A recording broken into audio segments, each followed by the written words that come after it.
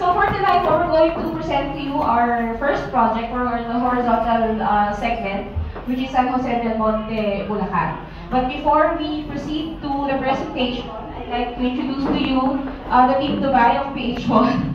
So I'll start with our sales agents, Michael Defonso, Will Marcena, Arnold Enriquez, Roland Mateo. Yeah. Okay, so memorize. So after the presentation po, if you have further inquiries regarding the project, sila po yung mag-a-assist sa inyo. Yeah. And then, I would also like to take this opportunity to thank si Miss Jonalyn. Kasi this event will not be possible without her. So, thank you Miss Jonalyn for being so accommodating for all my kulit. Kasi sobrang kulit ko po sa kanya, napakahaba po ng pasensya niya. So, siya po talaga yung nag-organize nitong event na to for us to be able to present to you our projects. So, I'd also like to introduce to you first si Ms. Belle Bernardino. She is our General Broker's Head. So, later siya po yung present sa inyo ng project. And then, siguro proceed na tayo kasi medyo late na. So, now allow me to introduce to you for a short message. Please welcome the Vice President for Sales, Ms. Eileen Morales. Thank you, Mami. Good evening to everyone. Maraming salamat po for being here. Alam po namin kayo po ay galing sa inyong mga kanya-kanyang trabaho. Tama po ba? Yes. So, siguro konti lang dito mga galing sa mga bahay-bahay nila. Siguro Dubai is a very busy city. No? Dinahit niya ang Manila. No, di ba? Na-miss po ba natin ang Pilipinas? Kaya po kami nandito, we are bringing in PH1 World Developers, a mega-wide company. Later on, Belle Bernardino, our global network head, will give you what Philippines is to offer para sa ating mga kababayan. No? Mga iba dito nakabili na ng bahay, right? Yes. Yes. Nakabili na kayo. Nakabili sa amin. Late na kayo. Kami po ay nandito for 3 days because we are joining the World Trade Center International Product Show.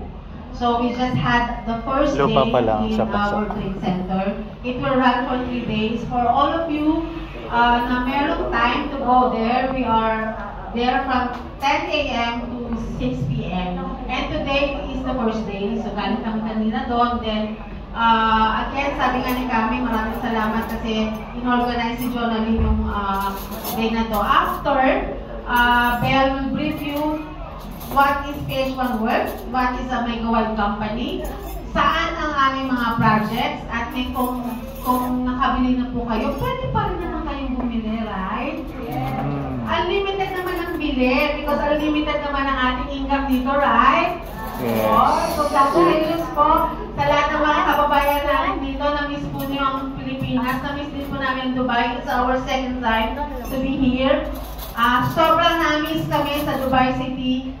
Very eye-opener. Kaninang umaga, we just had meeting with the consulate. Ibigay po kayo kami sa embakada ng Dubai City. So, to introduce more of our project is Belle Bernardino. Thank you.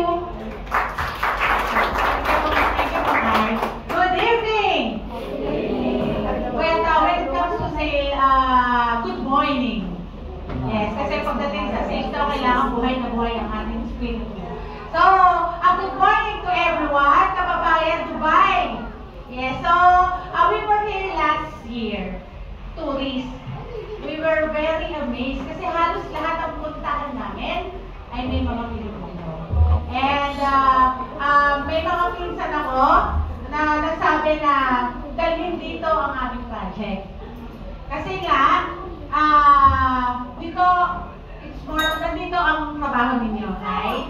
Pero, hindi walang citizenship. So it means, at the end of your, pag sinabi nyo na magre-retire na kayo, babalik at babalik tayo sa ating inang bayan. So, ang Pilipinas. So, that's why, minadali na namin. So we were very fortunate na nakarating kami ulit dito with our company, of course, with the help of our marketing manager. So bisa kami, thank you so much kasi naging padali ang buhay namin dahil sa kanya. Para magawa niya lahat na ito, it will not be possible without her help talaga. And then, of course, bawat isa sa inyo talagang pinagpapasalamat namin kasi nga sobrang busy kayo. When it comes to work talaga OFW, talagang alam naman natin kung gaano mahalaga sa inyo ang bawat oras. Kaya maraming pong salamat sa inyo. Okay.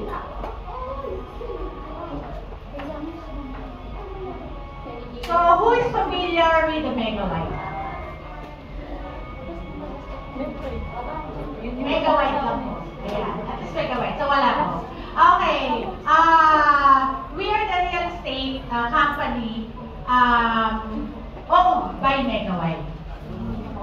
So, Megawide is a precast construction, engineering construction.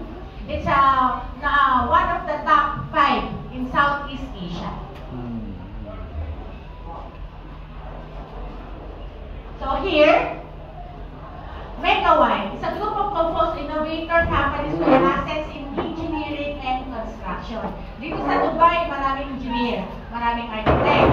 So, pagdating sa Pilipinas, isa si Megawide sa pinagkakatiwalaan when it comes to precast. Ito lang iilan lang to sa mga infrastructure na nagawa ni Megawide. The City Resorts World, sino familiar po dyan?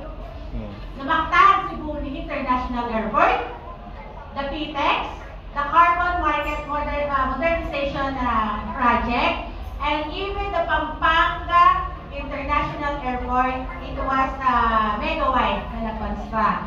At yung kasalukuyan, the very first subway, Metro Manila Subway in the Philippines, kasama rin po si Megawide. And ang ating LRT dito sa may Bulacan, from Fairview, it's also Megawide. Ayan. So at least you have an idea who is Megawide. Okay. Innovation meets disruption. So ito, ipapaliwanag namin mamaya kung ano ba ang meron na kakaiba sa project natin.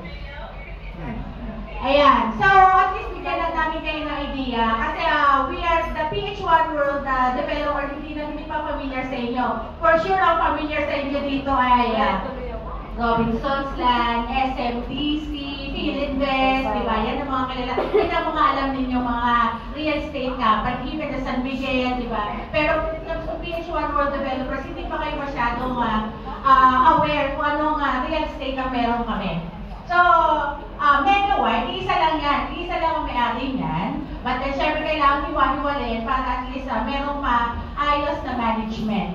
So, there's a Citycore. Citycore is a solar company. So, Megawide, yan, yung engineering and natin. And then, the Citycore Power Inc., the MNWM Terminals, the Cebu World, Cebu Airport Corporation, at ito nga, the PH1 World Developers.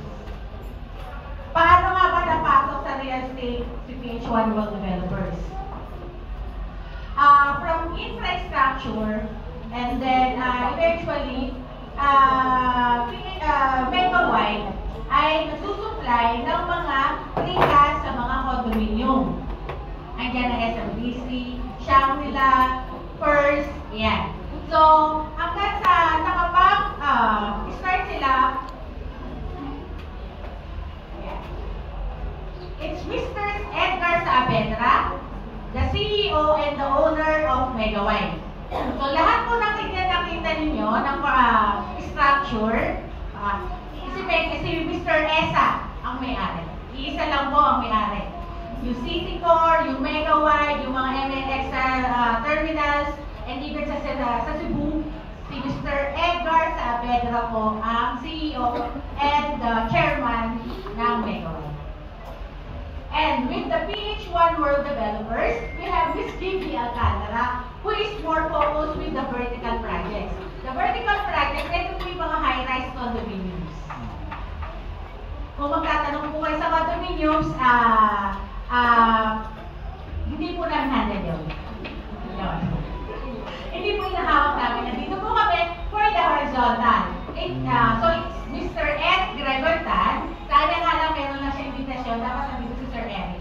Kaya nagkaroon siya ng invitation sa World Trade Center. Kaya hindi niya nahindihan. So, and then, it's Mr. Eric Gregor Tan, our General Manager for Horizontal Projects, House and Lot po. And yung kanina, si Ms. Annie Morales, our Vice President for Sales and Marketing. Okay. Real estate group structure, the vertical and the horizontal. So, dahil po nasabi namin, andito po kami, horizontal projects po, house and lot. Yan. Wala po na kayong umangal ha. House and lot lang po. Ayan. Ayan. Saka mas okay po house and lot. End user po tayo. Di ba? Okay. Makita na din namin. At least magkataon ka na idea kung gaano maganda din naman ang ating mga vertical projects. So we have the Hive in Taytay Rizal, My Ensalop in Quezon City, and the Modern Lofts in Ortigas, Taytay Rizal. Yan lang po. Lipat na tayo at punta na tayo sa horizontal projects. This is the newest project in 13 Martires, Cavite. So, we are offering single attached, townhouse, and combined units. Bakit ito po ang ibibigay namin sa inyo? Kasi ito po ang naka-pre-selling. Kaya minadali rin po namin ang papunta dito ngayong February dahil naka-pre-selling po ito. Ano po ba ibig sabihin ng pre-selling? Ibig sabihin, ang presyo po niya ay mababa pa po compared sa talagang ipipresyo po dapat ng merkado. So, magiging ngayon pa lang po, maganda makapag-invest na kayo sa pre-selling po na mga property. May LRT na naman.